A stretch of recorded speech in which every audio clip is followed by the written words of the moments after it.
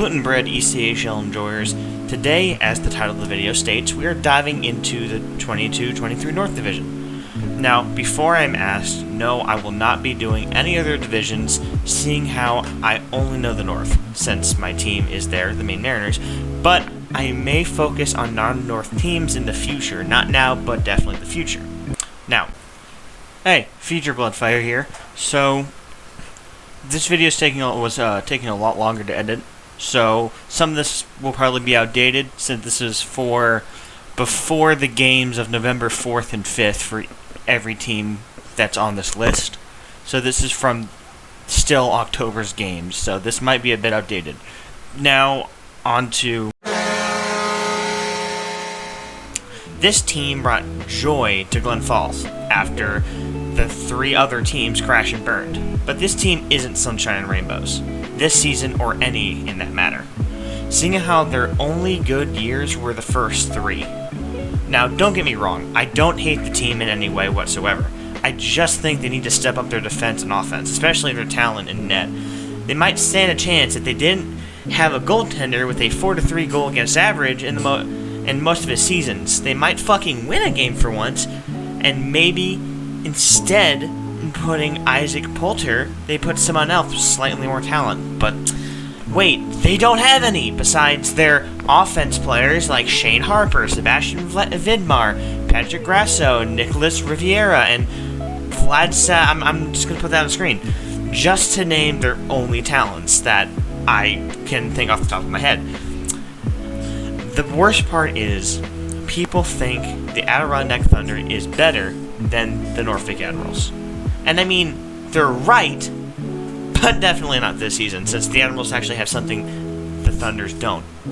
It's a win. Now, I don't know if that's like the Stanley Cup now for the Thunder, but apparently they can't even get a win. And especially against the Railers, come on, they were like they were a terrible team last year. Don't get me wrong. It's not because I hate the Railers, because they're our rivals, but really? Heck, I'd be surprised if they lost to like if they won against Arizona. That'd be funny. Coyotes still on the way.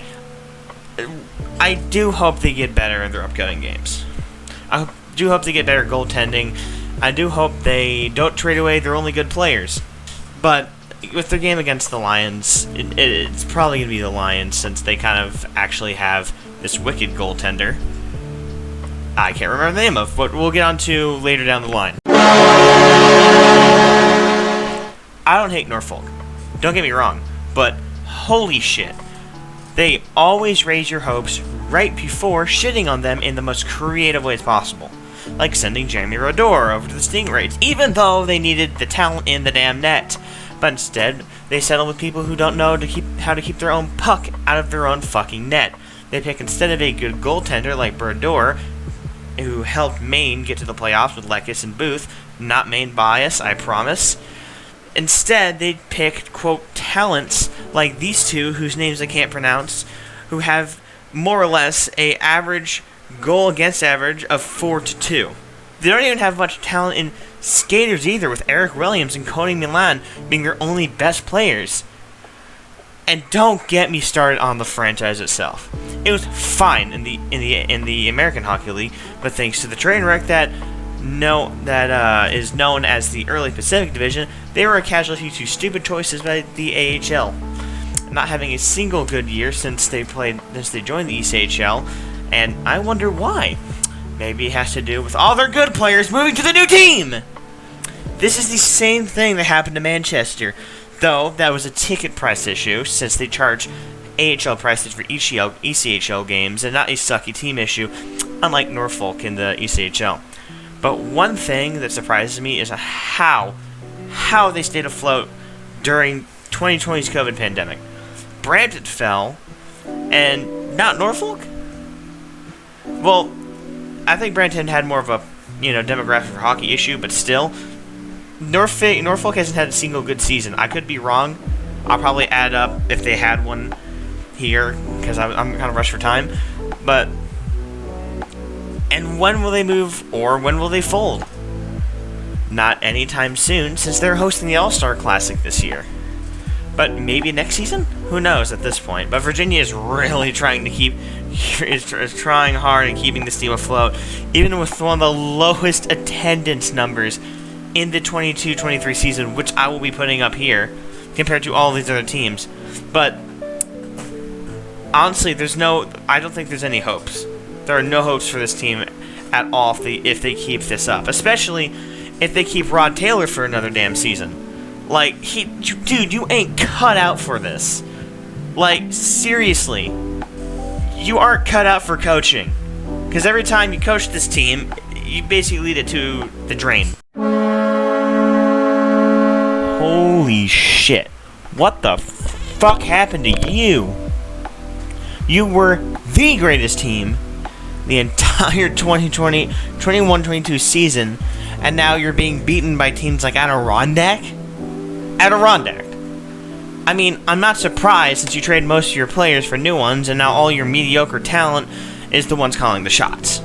Worst of all, you signed Pat Nagel, or they could have gotten him. Honestly, I'll put it in here. I'll figure that out later.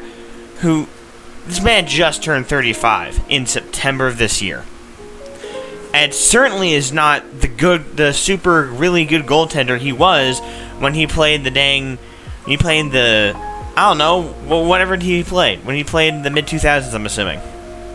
Because he's been playing for fucking years in the AHL and ECHL. And I just don't know what else to say. They were like the number 2 team in the entire league, and now they're like they're terrible. They are at the bottom of the league, I'm pretty sure. I need to check. I'll put up the standings here if I can get to them.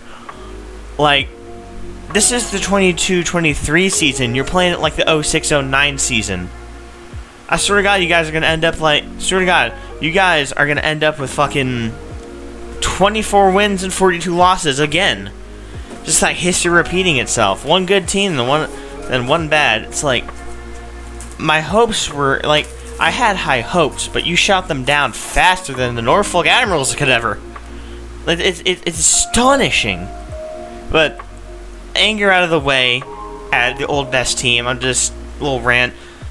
Let's move on. Now there might be some slight bias since I'm a huge Mariners fan. I've been watching them since last year, and I'm already hooked on Maine Mariners hockey. But this season is actually starting out to be a good one, with new talent and returning faces such as Francois Brassard, Nick Master, Cam Askew, Connor Bleakley, excluding Callum Booth and Pascal LeBears and Michael Kim, and a lot of the other people who played in last season 21-22. But though we lost 2 games, one to the Lions and the other one somehow to Norfolk, we've been staying strong, and hopefully we'll play really well against the Growlers. I mean, we are the number 3 team right now, and hopefully that doesn't change, because I think we're rolling strong. But honestly, I don't have much to say. This team's actually kind of rolling strong in the early seasons. I might make some training camp videos of early players on this team, or maybe might extend at some point. I don't know. All I know is keep it up and just don't choke on your confidence. That's the worst thing you can do. Surprise! The Newfoundland Growlers are the number 1-2 in the North Division again, seeing on how, they locked most of their teams before the signing stage of the summer, before the season. I have really nothing much to say about this team because it's kind of the same thing from last year. They have pretty much the exact same team with, I think, maybe a few new signings. I'm not sure. I never really paid attention, which I probably should if I want to make videos like these. But they're the hot team in the North once more. And, I mean, they were smart about it and didn't pull the Royals. Like, the Royals are playing like it's the 08-09 season and going to be at the bottom of the leaderboards. But it's early in the season, who knows? But they're being smart and keeping it good. Holy shit, Worcester. They fucking exceeded you guys have exceeded my expectations. I'm honestly left speechless by the sheer performance that they have shown in the beginning of this season. But good things don't last forever, and this won't last for long. Or maybe it will. It is the first time in years, I think, they were the number 1 seed in the North. I might be wrong. If I am, I'll put it up here. And I was just surprised since they did so abysmal last season. Well, they didn't do terrible last season. The Mariners did skim them away from the playoffs, but they didn't do terrible. But, rival or not, keep up the good work. I have not much to say about this team. Thank you guys for watching. It means so much to me.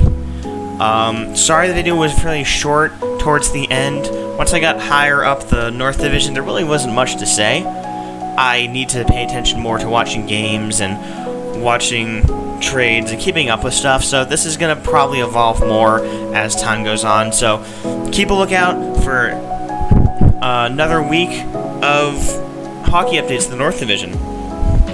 If you have any suggestions, leave a comment down below. If you liked the video, don't forget to like and subscribe. It doesn't hurt you. The button just down there. It's waiting to be touched. But like always, like I just said before, like and subscribe, and I will see you guys later.